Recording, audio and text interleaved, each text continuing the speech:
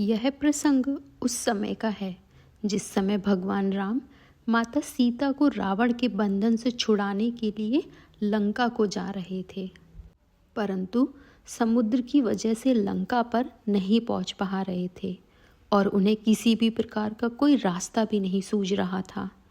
इस पर भगवान श्री राम क्रोधित हो उठे और उन्होंने समुद्र पर बाण तान दिया, जिसकी वजह से समुद्र देवता भयभीत हो गए और भगवान श्री राम के सम्मुख प्रकट हुए और वार्तालाप में उन्होंने बताया कि आपकी सेना में नल और नील दो ऐसे वानर हैं जिसके जरिए आप राम सेतु का निर्माण कर सकते हैं और इस समुद्र को पार कर सकते हैं।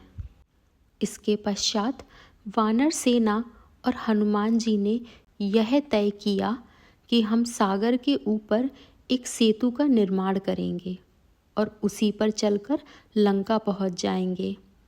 इसके पश्चात हर एक वानर ने पत्थर पर प्रभु श्री राम का नाम लिखना शुरू किया और नाम स्मरण करते हुए नल और नील ने पत्थर को सागर में डालना शुरू किया। जैसे ही प्रभु का नाम लिखकर पत्थर डालने लगे तो पत्थर भी पानी में तैरने लगे और कुछ ही दिनों में राम सेतु बनकर तैयार हो गया।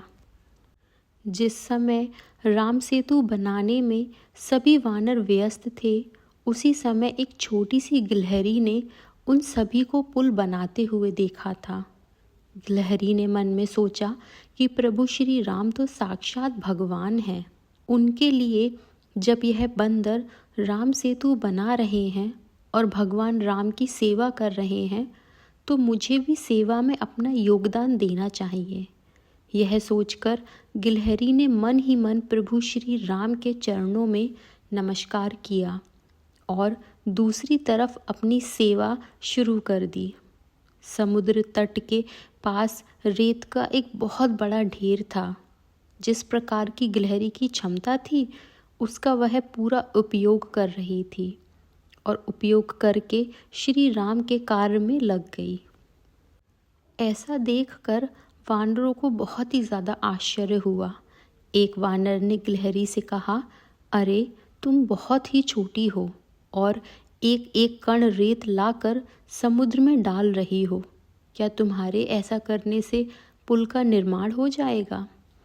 तब गिलहरी ने जवाब दिया कि मैं भले ही बड़े पत्थर नहीं उठा सकती हूँ, आप लोगों जैसी सेवा तो नहीं कर सकती हूँ, परंतु इतनी श्री राम ने मुझे क्षमता दी है, उतनी सेवा तो कर ही सकती हूँ।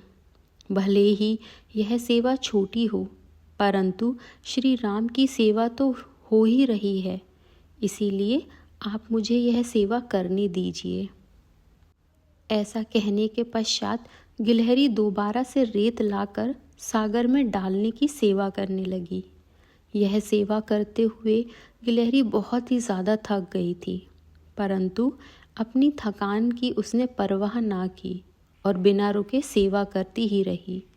वह मन ही मन कह रही थी, आपको क्या पता, जब तक मेरे शरीर में प्राण हैं तब तक मैं प्रभु श्री राम की सेवा करती रहूँगी। इसके पश्चात जब दोबारा रेत लेकर समुद्र की ओर जाने लगी, तब किसी ने बहुत ही प्रेम से उसकी तरफ देखा।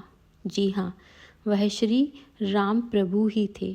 जैसे ही श्री राम ने गिलहरी को देखा, उन्होंने गिलहरी को अपने हाथों में उठा लिया। श्री राम ने अपने प्रेम से अपनी दाहिनी हाथ की उंगलियों से उसके सिर पर हाथ फेरते हुए गिलहरी से कहा, भले ही तुम छोटी हो, किंतु तुमने मेरी सेवा बहुत ही अच्छी की है, इसीलिए मैं तुमसे बहुत ही अधिक प्रसन्न हूँ।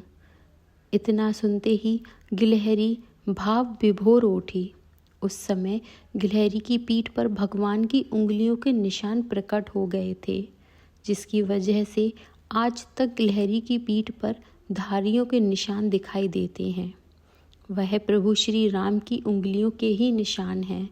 इसके पश्चात प्रभु श्री राम ने गिलहरी से कहा, जो भी तुम्हारी जैसी सेवा करेगा उस पर हमेशा मेरी कृपा बनी रहेगी, उसे किसी भी प्रकार की कमी नहीं आएगी। प्रेम से कहिए जय श्री राम।